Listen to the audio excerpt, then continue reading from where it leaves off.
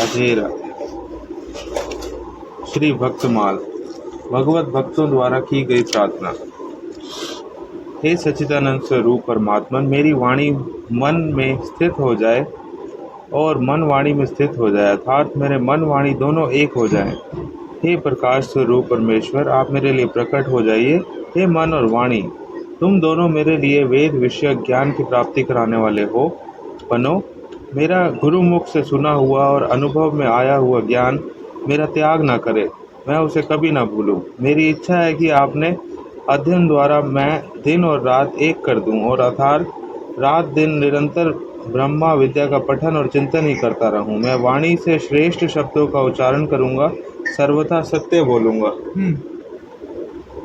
वे पर ब्रह्मा परमात्मा मेरी रक्षा करें।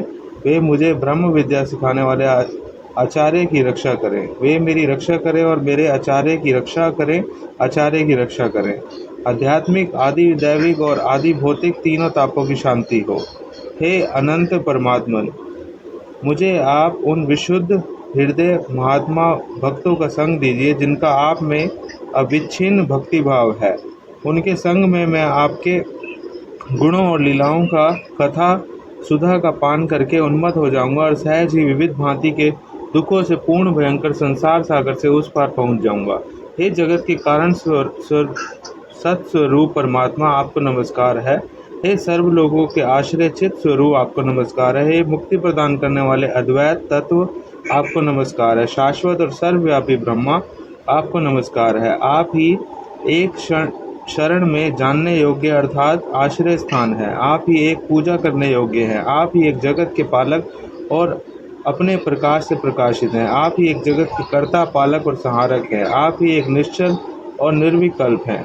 आप भयों से भय देने वाले हैं, भयंकरों में भयंकर हैं, प्राणियों की गति हैं और पावनों को पावन करने वाले हैं। अत्यंत उच्च पदों के आप ही नियंत्रण करने वाले हैं। आप पर से पर हैं, रक्षण करने वालों का भी रक्षण करने वाले हैं। हम आपको स्मरण करते हैं, हम आपको भजते हैं, हम आपको जगत के साक्षी रूप से में नमस्कार करते हैं। आप ही एकमात्र सत्य स्वरूप है, निधान है, अवलंबन रहित हैं, इसलिए संसार सागर के नौका रूप आप ईश्वर की हम शरण लेते हैं। वर देने वालों में शिरोमणि मेरे स्वामी, यदि आप मुझे मुंह मांगा वर देना ही चाहते हैं तो मैं आपसे यह वर मांगता हूँ कि मेरे हृदय में कभी किसी भी कामना का, चाह का बीज ही अंकुरित ना हो। मेरे लिए वह कौन सा उपाय है जिससे मैं दुखित चित्त वाले संपूर्ण जीवों के भीतर प्रवेश करके अकेला ही सबके दुख को भोगता रहूं। मेरे पास जो कुछ भी पुण्य है वह सभी दीन दुखियों के पास चला जाए और उन्होंने जो कुछ भी पाप किया हो वह सब मेरे पास आ जाए। भले ही मैं नरक को देखूं या स्वर्ग में निवास करूं, किंतु मेरे द्वारा मन, वाणी और शरीर और क्रिया से जो कुछ पुण्य क्रम बना हो उसे सभी दुखार्थ प्राणी शुभ गति को प्राप्त हों।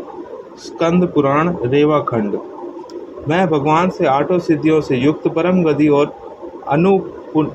अपुनर्भव मोक्ष नहीं चाहता। मैं केवल यही चाहता हूँ कि समस्त प्राणियों के हृदय में स्थित होकर उन सबके सारे दुखों को मैं ही भोगूं, जिससे किसी भी प्राणी को दुख ना हो, सभी दुख से सदा के लिए छूट जाए। हे हरे, आप मुझ पर ऐसी कृपा कीजिए कि अनन्य भाव से आपके चरण कमलों के आश्रित सेवकों की सेवा करने का अवसर मुझे अगले जन्म में ही प्राप्त हो। हे प्राणनाथ, मेरा मन आपके मंगलमय गुणों का स्मरण करता रहे, मेरी वाणी उन्हीं का गान करे और शरीर आपकी सेवा में संलग्न रहे। हे सर्व सौभाग्य निधे, मैं आपको छोड़कर न स्वर्ग चाहता हूँ, न ब्रह्मा का पद, न संपूर्ण भूमंडल का साम्राज्य, न रसातल का एक छत्र राज्य, न योग की सिद्धियाँ ही, यहाँ तक कि मैं अपुनर्भव मोक्ष भी नहीं चाहता। जैसे पक्षियों के बिना पांख उगे बच्चे अपनी माँ की बाट जोते रहते हैं, जैसे भूखे बछड़े अपनी माँ गौ का दूध पीने के लिए आतुर रहते हैं, और जैसे वियोगिनी पत्नी अपने प्रवासी प्रियतम से मिलने के लिए व्याकुल रहती है, वैसे ही हे कमल नयन, मेरा मन आपके दर्शन के लिए छटपटा रहा है। जिनका दिव्य देह त्रिभुवन सुंदर एवं श्याम तमाल के समान श्यामवर्ण है, जिस पर सूर्य की रश्मियों के समान श्रेष्ठ पीताम्बर लहराता रहता है और कमल सदृश श्रीमुख पर घुंघराली अलकावली लटकती रहती है, उन अर्जुन के सखा श्री कृष्ण में मेरी निष्कपट रति प्रीति हो। जगत गुरु श्री कृष्ण, हम लोगों के जीवन में सदा पद पद पर विपत्तियां आती रहें, क्योंकि विपत्तियों में ही निश्चित रूप से आपके दर्शन हुआ करते हैं और आपके दर्शन होने पर फिर पुनर्जन्म का चक्र मिट जाता है। ऊंचे कुल में जन्म, ऐश्वर्य, विद्या और संपत्ति के कारण जिनका मद बढ़ रहा है, वह मनुष्य तो अपना नाम भी नहीं ले सकता, क्योंकि आप तो उन लोगों को दर्शन देते हो जो अकिंचन है। आप अकिंचनों, जिनके पास अपना कुछ भी नहीं है, उन निर्धनों के पास ये परम धन है। आप माया के प्रपंच से सर्वथा निवृत्त है, नित्य आत्माराम और परम शांत स्वरूप है। आप ही कैवल्य मोक्ष के अधिपति हैं। मैं आपको बार बार नमस्कार करती हूँ। हे देव दैत, हे त्रिभुवन के आदित्य बंधु, हे कृष्ण, हे लीलामय, हे करुणा के एकमात्र सिंधु, हे नाथ, हे प्रियतम, हे नयनाभिराम, हाय हाय, मैं तुम्हारे चिन्मय स्वरूप को कब देख पाऊंगा। हे भगवान विष्णु, मेरा अविनय दूर कीजिए, मेरे मन का दमन कीजिए और विषयों की मृग तृष्णा को शांत कर दीजिए। जगत में प्राणी मात्र के प्रति दया भावना का विस्तार कीजिए और इस संसार सागर से मेरा उद्धार कीजिए। मैं भगवान श्रीपति के उन चरणार बिंदों की वंदना करता हूँ, जिनका मकरंद गंगा और सौरभ सच्चिदानंद है और जो संसार जन्म मरण के भय का और खेद का छेदन करने वाले हैं। हे नाथ, वेद नहीं है तथापि मैं ही आपका हूँ, आप मेरे नहीं हैं, क्योंकि तरंग ही समुद्र की होती है, समुद्र तरंग का नहीं होता। हे गोवर्धन गिरी को उठाने वाले, हे इंद्र के अनुज, हे दानव कुल के शत्रु, हे सूर्य चंद्र रूपी नेत्र वाले, आपके सदृश प्रभु के दर्शन हो जाने पर क्या जन्म मरण का लोप नहीं हो जाता। हे परमेश्वर, मत्स्य आदि अवतारों में अवतरित होकर वसुधा की सर्वदा रक्षा करने वाले, आपके द्वारा संसार के तापों से भयभीत, क्या मैं रक्षा के योग्य नहीं हूँ। हे गुणों के मंदिर दामोदर, हे सुंदर मुखारविंद वाले गोविंद, संसार सागर का मंथन करने के लिए मंदर मेरे महान भय को आप मिटाइए। हे करुणामय नारायण, मैं सब प्रकार से आपके चरणों की शरण ग्रहण करूं। यह 6 पदों के रूप में की गई प्रार्थना रूपी भ्रमरी सदा मेरे मुख कमल में निवास करे। मैं धर्मनिष्ठ हूँ, ना आत्मज्ञानी हूँ, ना आपके चरणार बिंदों का भक्ति हूँ। मैं तो अकिंचन हूँ, अनन्य गति हूँ और शरणागत रक्षक आपके चरण कमलों की शरण में आया हूँ। संसार में ऐसा कोई निंदित कर्म नहीं है जिसको 1000 बार मैंने ना किया हो। ऐसा अब मैं फल भोग के समय पर विवश होकर हे मुकुंद आपके आगे बारंबार रोता क्रंदन करता हूँ। अनंत महासागर के भीतर डूबते हुए मुझको आज अति विलंब से आप तट रूप होकर मिले हैं। और हे भगवान, आपको भी आज यह दया का अनुपम पात्र मिला है, जो उन्हीं श्याम सुंदर श्री कृष्ण के वामांग में प्रसन्नता पूर्वक विराजमान हो रही है, जिनका रूप शील सौभाग्य है, अपने प्रियतम के सर्वथा अनुरूप है। सहस्त्रों सखियां सदा जिनकी सेवा के लिए उद्यत रहती हैं, उन संपूर्ण अभीष्ट कामनाओं को देने वाली देवी वृष भानु नंदिनी श्री राधा का हम सदा स्मरण करें। हे जगदीश, मुझे धन जन कामिनी कविता कुछ भी नहीं चाहिए, बस जन्म जन्म में मेरी आप ईश्वर में अहेतुकी कृपा हो, अहेतुकी ही भक्ति हो। हे गोविंद, वह दिन कब होगा जब आपका नाम लेने पर मेरी आंखों से अविरल अश्रुधारा प्रवाहित होगी, मेरी वाणी प्रेमावेग से गदगद हो जाएगी और मेरा शरीर पुलकित हो जाएगा। श्री भगवान ने कहा, भक्त और भगवान। श्री भगवान ने कहा, दुर्वासा जी, मैं सर्वथा भक्तों के अधीन हूँ, मुझ में तनिक भी स्वतंत्रता नहीं है। मेरे सीधे साधे सरल भक्तों ने मेरे हृदय को अपने हाथ में कर रखा है। भक्तजन मुझसे प्यार करते हैं और मैं उनसे। ब्राह्मण, अपने भक्तों का एकमात्र आश्रय मैं ही हूँ, इसलिए आपने साधु स्वभाव भक्तों को छोड़कर मैं ना तो अपने आप को चाहता हूँ और ना ही अपनी अर्धांगिनी विनाश रहित लक्ष्मी को। जो भक्त स्त्री पुत्र गृह गुरुजन प्राण धन इहलोक और परलोक सबको छोड़कर केवल मेरी शरण में आ गए हैं, उन्हें छोड़ने का संकल्प मैं कैसे कर सकता हूँ। जैसे सती स्त्री अपने पातिव्रत्य से सदाचारी पति को वश में कर लेती है, वैसे ही मेरे साथ अपने हृदय को प्रेम बंधन से बांध रखने वाले समदर्शी साधु भक्ति के द्वारा मुझे अपने वश में कर लेते हैं। मेरे अनन्य प्रेमी भक्त सेवा से ही अपने को परिपूर्ण कृत्य मानते हैं। मेरी सेवा के फलस्वरूप जब उन्हें सालोक्य, सारूप्य आदि मुक्तियां प्राप्त होती हैं, तब वे उन्हें भी स्वीकार नहीं करना चाहते। फिर समय के फेर से नष्ट हो जाने वाली वस्तुओं की तो बात ही क्या है।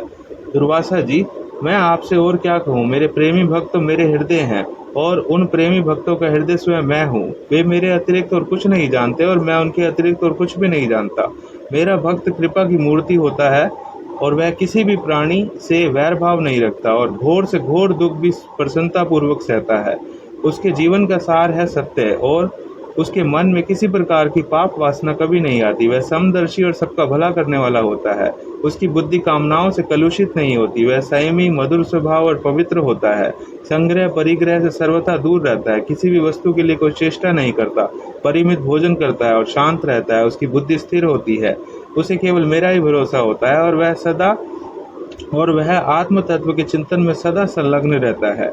वह प्रमाद रहित, गंभीर स्वभाव और धैर्यवान होता है। भूख, प्यास, शोक, मोह और जन्म मृत्यु यह इच्छाओं उसके वश में रहते हैं। वह स्वयं तो कभी किसी से किसी प्रकार का सम्मान नहीं चाहता, परंतु दूसरों का सम्मान करता रहता है।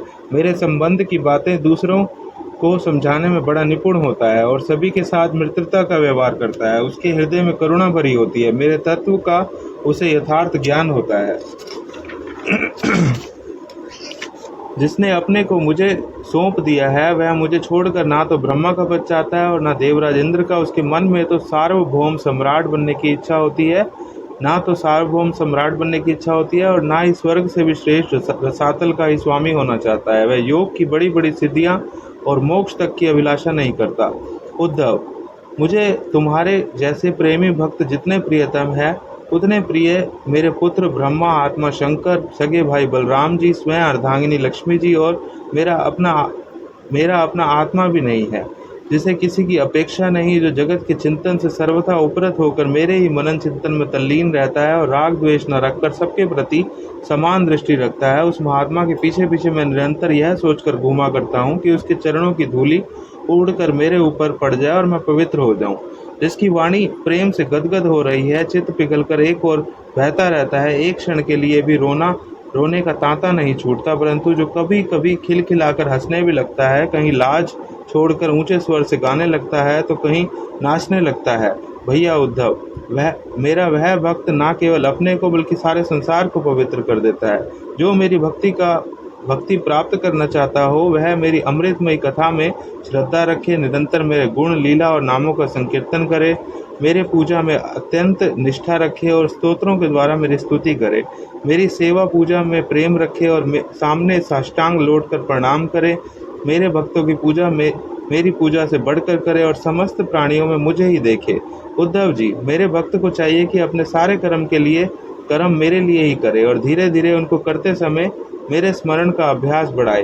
कुछ ही दिनों में उसके मन और चित्त मुझ में समर्पित हो जाएंगे। उसका मन और आत्मा मेरे ही धर्मों में रम जाएंगे। मेरे भक्त साधुजन जिन पवित्र स्थानों में निवास करते हों, उन्हीं में रहें, और देवता, असुर अथवा मनुष्य में जो मेरे अनन्य भक्त हों, उनके आचरणों का अनुसरण करें। मेरी प्राप्ति के लिए जितने साधन हैं, उनमें तो सबसे श्रेष्ठ